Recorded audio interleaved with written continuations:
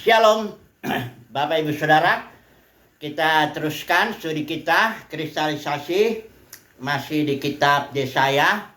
Kita sudah masuk kepada bagian yang kedua, yaitu yang biasa disebut Deutero Yesaya, suatu bagian ya dari pasal 40 sampai pasal 55. Itu bagian daripada suara kenabian kepada kaum Yehuda ya, kerajaan selatan di sini, Yehuda Benyamin yang sedang berada di Babel.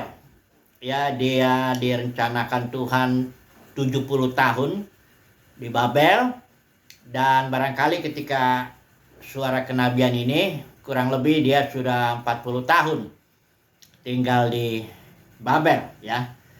Dan tema kita kali ini sebenarnya tema yang sangat penting, walaupun kita sudah berulang-ulang menyinggung ini, yaitu mengenai nubuat tentang Babel.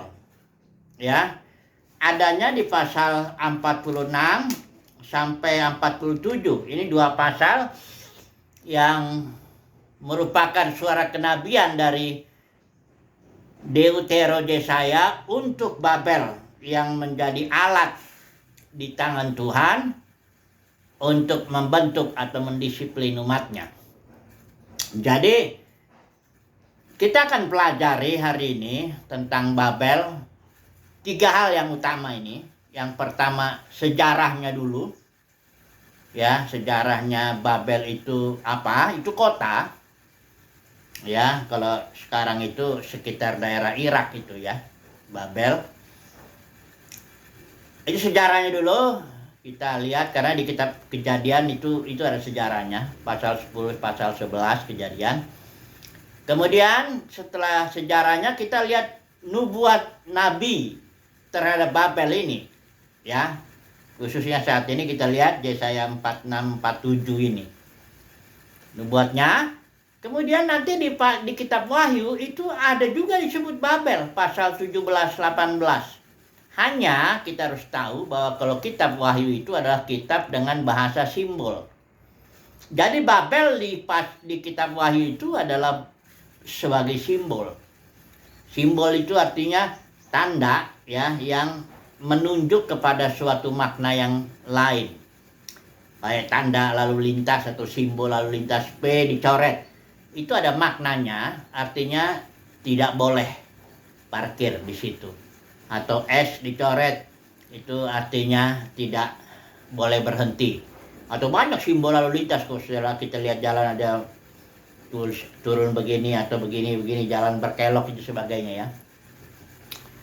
Jadi kita akan pelajari Babel sebagai sejarah, Babel sebagai yang dinubuatkan akan jadi apa itu kota, dan kemudian Babel sebagai simbol. Ini yang paling penting tuh, Babel sebagai simbol sebenarnya, karena itu yang terkait dengan gereja, dengan kondisi kita saat ini.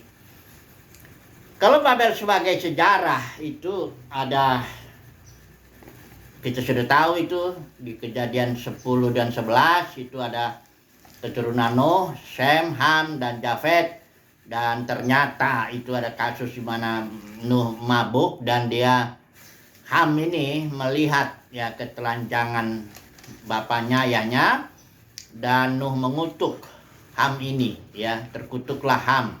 Nah, Ham ini punya anak Kusi, dan Kusi ini punya anak Nimrod ya. Ini kalau yang di Kejadian pasal 10 itu jelas dikatakan laki-laki, anak laki-lakinya Ham ialah Kusi. Ya, kemudian Kusi ini ayat 8 memperanakan Nimrod. Inilah Nimrod, orang yang menjadi perkasa di bumi ya. Ayat 9, dia seorang pemburu yang perkasa di hadapan. Ya, banyak orang menyangka ini berarti di hadapan Tuhan itu berarti Nimrod hamba Tuhan. Itu bukan. Karena istilah ini bagus, EILT, dia bilang perkasa di hadapan Tuhan tuh makna lainnya tegar menentang. Memang ini makna yang sebenarnya, karena dari perbuatannya jelas. Nimrod ini lah yang menggerakkan kerajaannya, yang bangun kerajaan sendiri.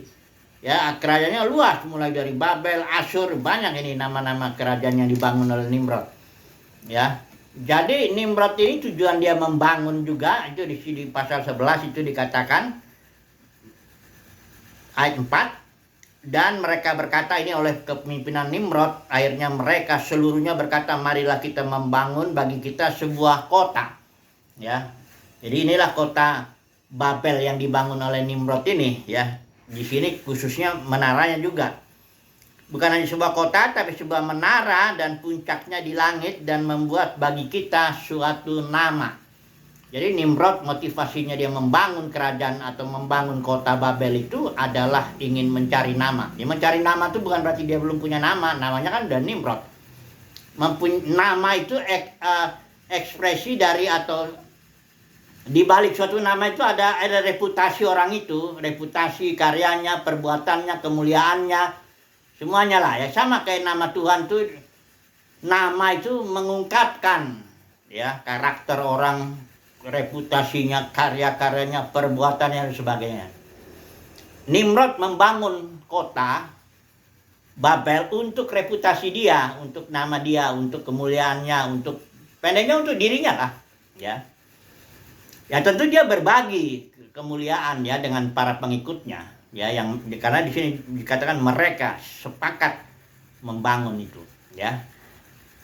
Nah, kemudian dikatakan di motivasi selanjutnya supaya kata kita jangan tercerai-berai. Jadi Nimrod ini memang menarik orang kepada dirinya. Sementara rencana Tuhan tuh beranak cuculah, berkembang biak, tercerai-berai dalam arti taklukkanlah bumi itu. Ya, engkau harus bermultiplikasi sedemikian menaklukkan bumi dan meninggikan nama Tuhan. Karena manusia itu diciptakan kan serupa segambar. Direncanakan supaya menjadi serupa dan segambar kan. Maka tujuan Tuhan itu adalah pertama kita mengekspresikan atau meninggikan nama Tuhan, kedua kita berserak memenuhi bumi untuk menaklukkannya demi kemuliaan Tuhan, berarti gitu. Nah ini Nimrod ini tepat kebalikan daripada itu, usahanya dia itu apa yang dikerjakan Nimrod itu kebalikan. Itu makanya dibilang Nimrod itu memang benar, dia tegar menentang rencana Tuhan, tegar menentang kehendak Tuhan. Inilah sejarahnya Babel itu, ya. Nah, Babel itu juga yang Nebukadnezar ya, raja Babel itu, ya. Itulah yang membawa Israel, membuang Israel ke sana. Alasannya Israel dibuang ke Babel, ini sekarang kita masuk kepada nanti nubuat yang di sebentar ya. Kenapa Tuhan buang itu umat pilihannya itu, keturunan Daud itu ke Babel? Itu juga ada sebabnya, karena yang sebelah utara itu yang memang sudah bukan dinasti Daud, tidak ada lagi janji bahwa raja, dan nggak ada raja yang bagus itu di utara itu, yang 10 suku itu dibuang ke Asyur dan tidak kembali lagi.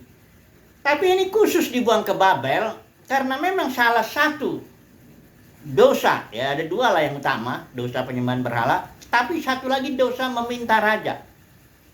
Ketika di zaman Samuel itu orang Israel minta raja supaya dia menjadi sama seperti bangsa-bangsa lain, raja manusia yang memimpin dia, ya, yang mengatur dia,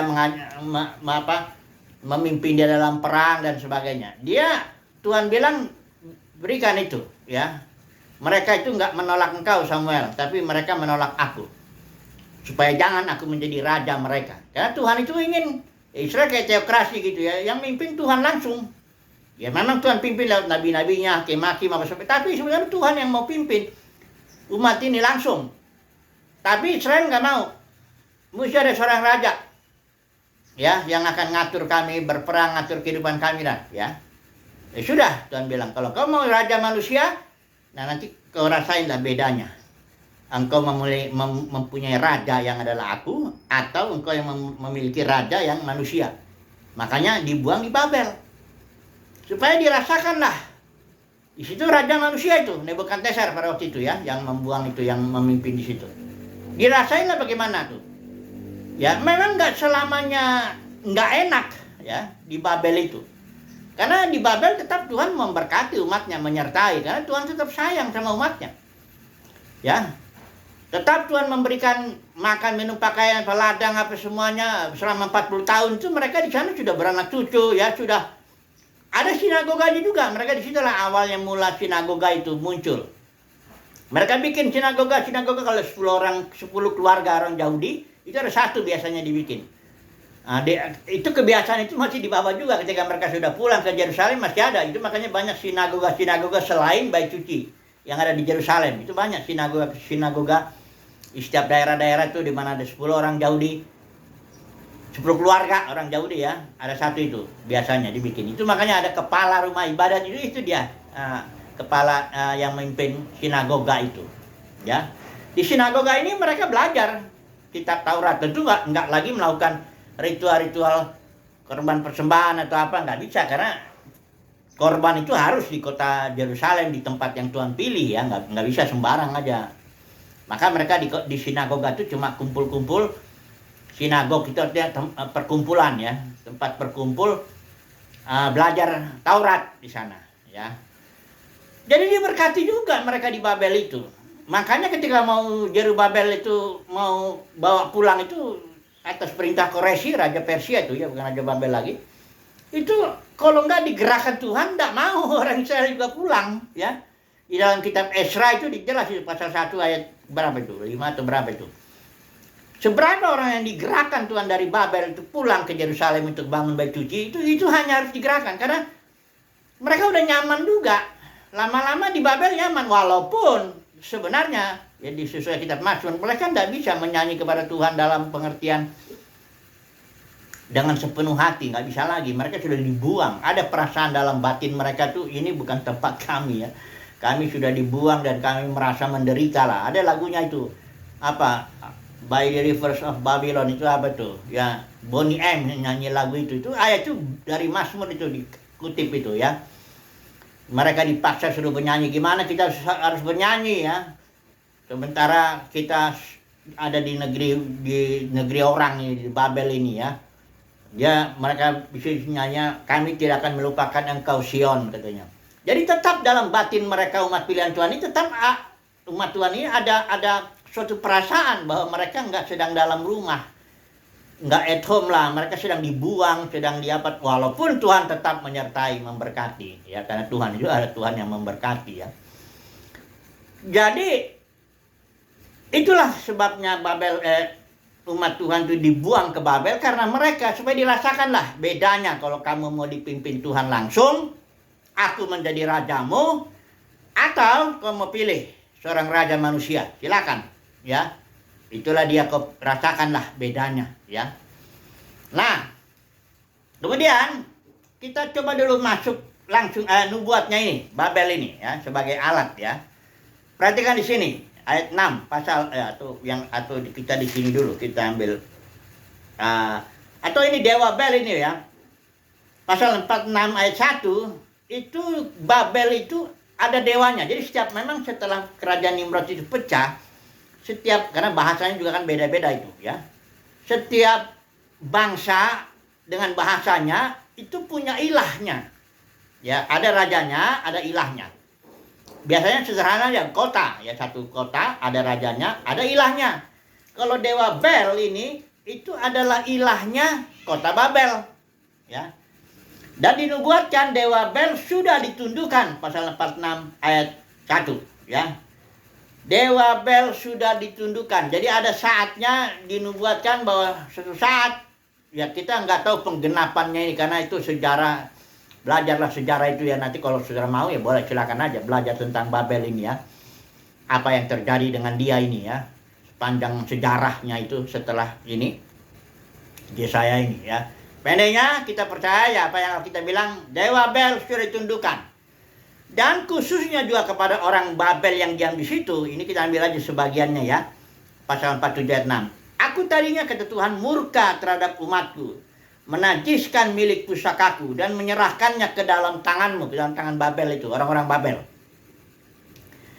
Dan kata Tuhan, engkau orang-orang Babel itu tidak menaruh belas kasihan kepada mereka, kepada umat Tuhan. Bahkan sangat memberatkan kukmu kepada orang yang tua. Katamu tadinya untuk selama-lamanya aku tetap menjadi ratu. Inilah kebanggaan daripada orang-orang di Babel ini ya. Katakan ayat 8, hidup bermanja-manja, duduk-duduk dengan tenang. Aku tidak akan menjadi janda katanya ya. Aku tidak akan menjadi punah. Terus dinubuatkan oleh ayat 9 ini. Kedua hal itu akan menimpa engkau dalam sekejap mata pada satu hari juga. Yaitu apa? Kepunahan dan kejandaan. Ya. Dikatakan di sini banyak sihirmu sangat kuat, tapi engkau tidak akan bisa bertahan lagi.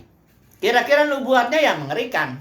Ya, kota Babel secara sejarah ya, daerah Irak itu kita lihatlah sekarang bagaimana ya. Pendeknya nubuat ini pasti terjadi ya.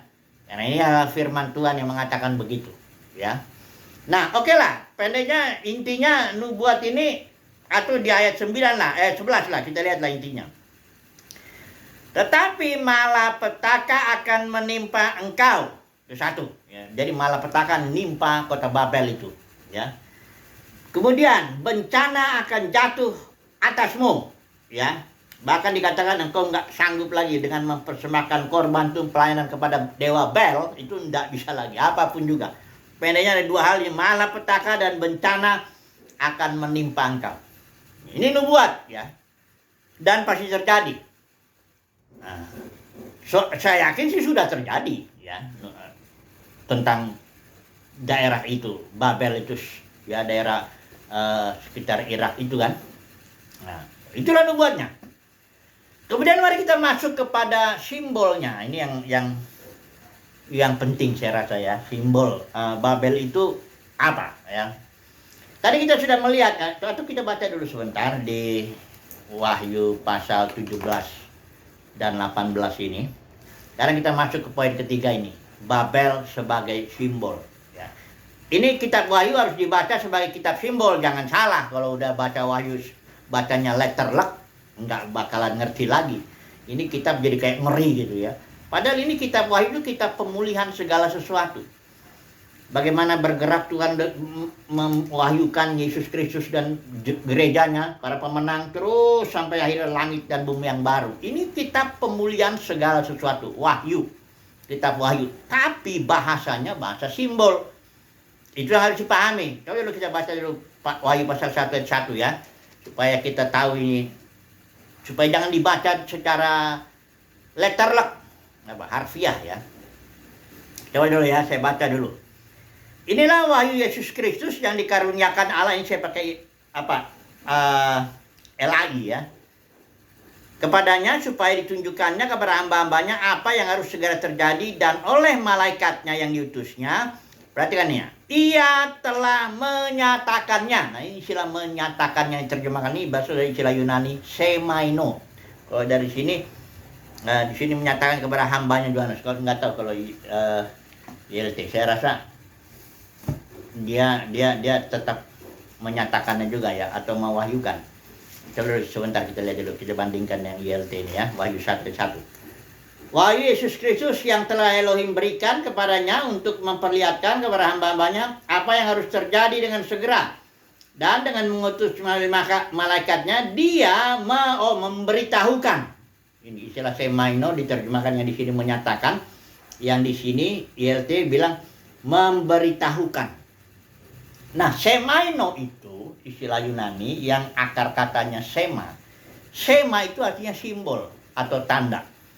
Jadi artinya malaikat menyampaikan pewahyuan tentang Yesus Kristus tentu, dan juga tentang mempelainya kan, tentang gereja ya, karena Yesus dan gereja itu kan Yesus satu kan, kepala dan tubuh Kristus. Jadi pewahyuan tentang Kristus ya, Kristus kepala, Kristus tubuh, itu diwahyukan kepada Rasul Yohanes dengan bahasa simbol. Nggak boleh ditafsirkan dengan harfiah. Saya beri contoh aja dulu satu. Wahyu 12 ayat 1. Kalau Wahyu 12 ayat 1 ini dipahami sebagai bahasa harfiah, maka jadi nggak mungkin. Coba perhatikan ya. Pasal 12 ayat 1 ini satu contoh aja. Maka tampaklah suatu tanda atau simbol ya, besar di langit. Nah, ini seorang perempuan, perhatikan, berselubungkan matahari. Perhatikan ya, perempuan berselubung dengan matahari itu artinya perempuan itu dekat dengan matahari. Kemudian bulan di bawah kakinya, dia nginjak bulan. Ya. Kemudian sebuah mahkota, artinya mahkota di kepala itu kan, dari 12 bintang. Ini bintang itu sama dengan matahari ya, gas yang sangat panas sekali. Ada mahkota ada 12 bintang di kepalanya, coba bisa bayangin, itu berarti perempuan itu sebesar apa lah kepalanya itu. Ya, kalau dipahami secara, saya mau coba dulu memahami secara harfiah supaya saudara tahu bahwa nanti konyol, nggak mungkin itu. Dikatakan ada mahkota di atas kepalanya 12 bintang ya, ada 12 bintang lah gitu. Nah, perhatikan dulu, apalah maknanya ini ada perempuan dekat matahari. Matahari itu gas yang sangat panas, itu luarnya aja 5.000 derajat Celcius. Kalau air itu 100 saja udah mendidih, ini 5.000, 50 kalinya ya daripada air itu. Itu luarnya doang, tapi kalau di dalamnya, dari intinya itu ada ledakan-ledakan, itu jutaan derajat Celcius. Jadi nggak mungkin perempuan itu ada di situ, deket di situ. Pasti udah meleleh. Ini jelas bukan perempuan jasmani. Atau di atas kepalanya ada bintang. Bintang itu sama dengan matahari, malah bisa dia lebih gede. Jadi apa artinya ini? Kalau dipahami secara harfiah, nggak mungkin. Ini semua simbol. Perempuan itu simbol. Dari seluruh Alkitab kita tahu perempuan itu simbol daripada gereja. Karena Adam itu simbol daripada Kristus, surat Roma bilang. Maka Hawa mempelainya, ya simbol daripada gereja. Jadi perempuan ini pasal 21 ini itu gereja. Ada gereja katanya dekat dengan matahari. Nah kita tahu matahari ini simbol juga. Jangan dia harfiah. Di Maleakhi tertulis itu. Matahari sejati itu adalah Tuhan sendiri. Jadi ada gereja yang begitu dekat dengan Kristus, dengan Tuhan. Sehingga dia hidup di dalam realita. I am the reality. Nggak lagi dalam simbol-simbol. Karena bulan itu sudah simbol-simbol apa. Kalau bulan itu kan hanya sinar pantulan toh. Ini dia sudah enggak, kalau dibandingkan ini perjanjian lama, ini perjanjian baru. Perjanjian lama kan hanya simbol-simbol bayangan untuk menunjuk kepada realitanya. Jadi perempuan ini, gereja ini udah hidup dalam alam realita. Dia udah hidup lagi dalam simbol, ritual, kredo-kredo lah, apa liturgi-liturgi dan macam. Dia nggak hidup begitu. Dia udah ibadahnya udah dalam roh dan kebenaran, ibadah dalam realita. Ini perempuan ini luar biasa ini ya. Ini para pemenang ini perempuan ini. Karena nanti ada satu lagi perempuan di Wahyu pasal 17. Itulah yang kita mau bicara nanti sebentar ini ya. Jadi perempuan ini yang di pasal 12 ini adalah perempuan, adalah gereja yang hidup di alam realita, matahari. Dia ada pemimpinnya. Ya, bintang-bintang ini simbol daripada sons of God. Di dalam kitab Wahyu ya. Bintang-bintang itu ya. 12 itu angka kepemerintahan. Jadi perempuan ini diperintah, diatur, dipimpin oleh pemerintahan ilahi. 12 itu, ya. Nanti kita bandingkan, langsung aja kita masuk ke Wahyu yang pasal 17 ini. Ini ada perempuan juga di sini. Ada dua perempuan di kitab Wahyu ini yang dua-duanya merupakan simbol. Simbol apa? Simbol gereja, tapi beda banget yang di Wahyu pasal 17 ini, ya. Di sini pelacur ini dibilang Wahyu itu di ini pasal 17 ini perempuannya disebut pelacur. Bukan yang di Wahyu pasal 12 nggak dibilang pelacur. Bahkan perempuan di Wahyu pasal 12 itu pada akhirnya melahirkan, memperanakan sons of God, putra-putra Elohim yang akan memerintah bumi ini.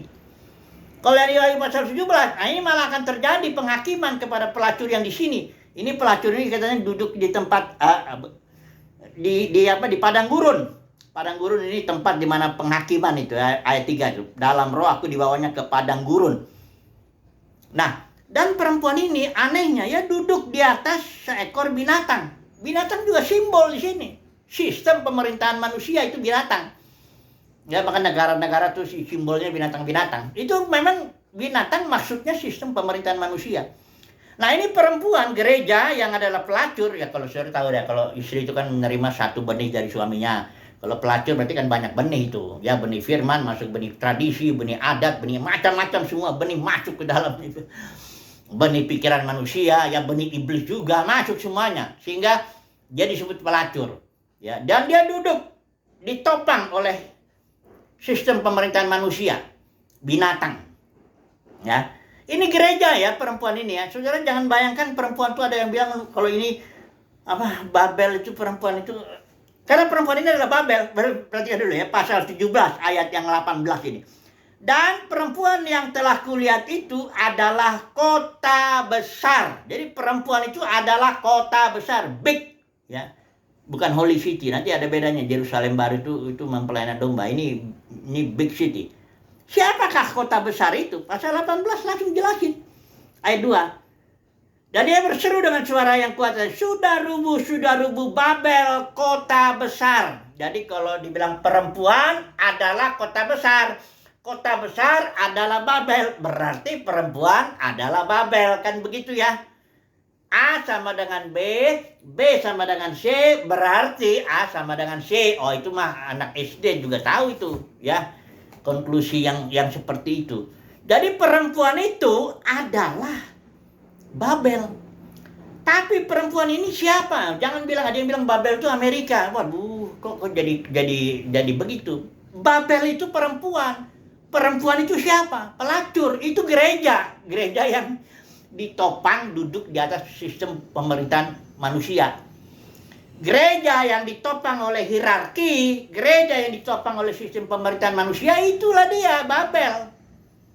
Ya ada Nimrod-Nimrodnya itu dalam dunia kekristenan. Sekarang saya tanya langsung aja lah. Jangan kaget. Saya bukannya menghina dunia kekristenan, enggak. Dunia kekristenan adalah Babel. Kenapa? Karena ini dunia kekristenan adalah gereja, kan? Gereja toh, tapi ditopang oleh sistem pemerintahan manusia, oleh hierarki, oleh suatu struktur. Ya ada di situ Nimrodnya. Suruh datang aja lah ke satu gedung denominasi. Nggak lama kau akan ketemu Nimrodnya. Orang yang berkuasa di situ, yang akan menentukan segala-galanya di situ, yang bisa mecat, bahkan asetnya juga milik dia. Itulah Nimrod itu yang membangun Babel. Untuk apa? Untuk kemuliaannya. Karena motivasi Nimrod itu mau bangunnya untuk kemuliaannya, untuk cari nama, ya. Semakin besar Babel yang dibangunnya, ya semakin besar kemuliaannya. Semakin besar dia disebut pendeta besar, ya besar itunya, memang kemuliaannya besar. Gedungnya makin besar, pengikutnya banyak, semuanya yang itu.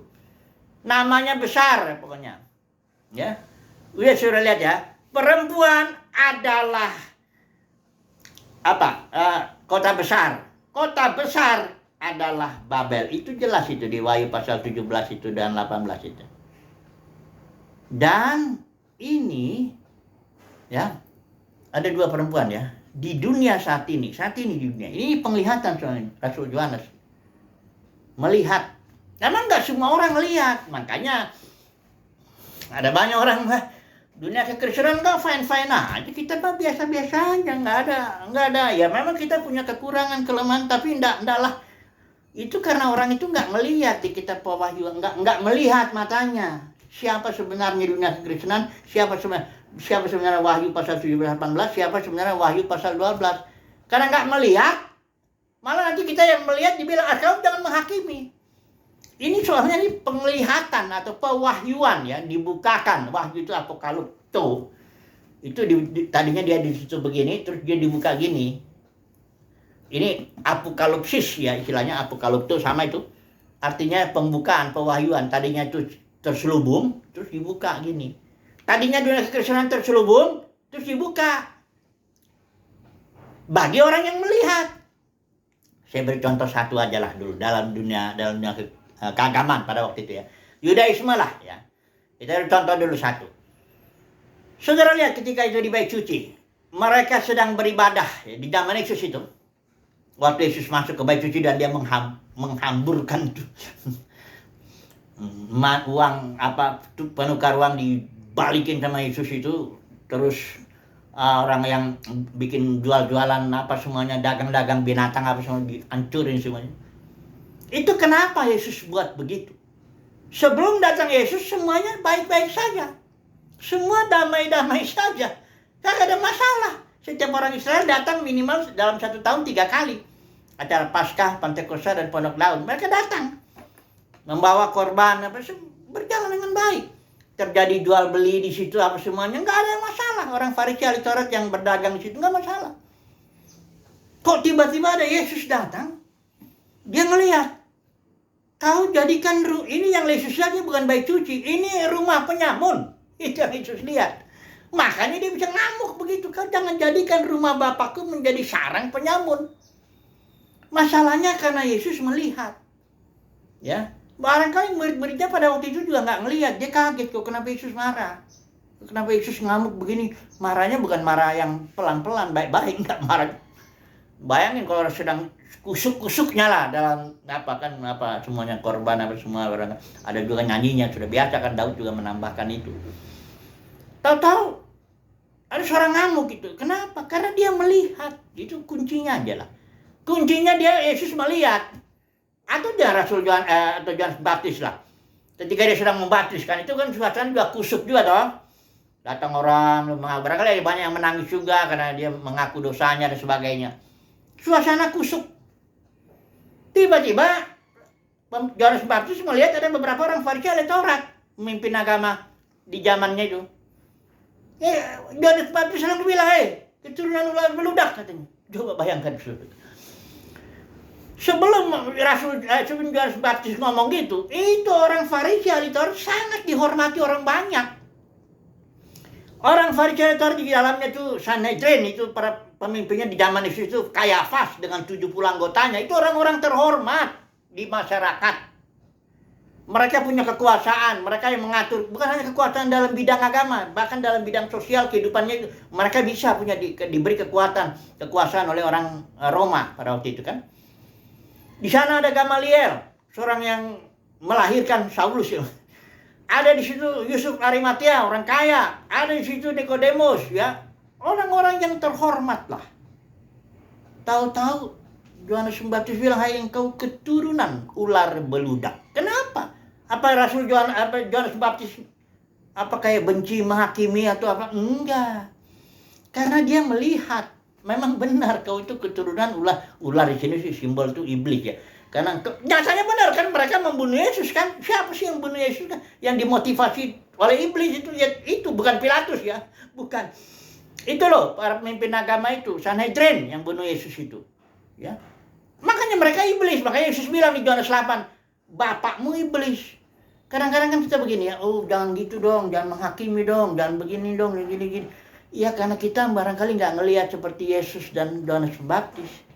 Maka kita jadi ngomongnya enak-enak aja lah ya. Nggak apa-apa kok kita beribadah begini, nggak apa-apa kok, pokoknya ini baik-baik kok. Tapi nanti juga ada saatnya. Di sini juga Babel dihakimi oleh Tuhan. Kalau perempuan yang pasal 12 itu, dia justru melahirkan putra-putra Elohim. Kalau di perempuan yang di pasal 17-18, ini kena penghakiman. Makanya pasal 18 ayat 4, ada panggilan untuk umat pilihan Tuhan. Lalu aku mendengar suara lain dari sorga. Ini panggilan dari sorga ini. "Pergilah kamu, hai umatku, pergilah daripadanya, supaya kamu jangan mengambil bagian dalam dosa-dosanya." Dosa-dosa si Babel ini, si perempuan pelacur ini. Oke lah, sekarang kesimpulannya yang mengertilah ya. Saya sudah bicara mengenai Babel sebagai sejarah, sebagai nubuat, sebagai simbol. Ya, puji Tuhan lah ya, barang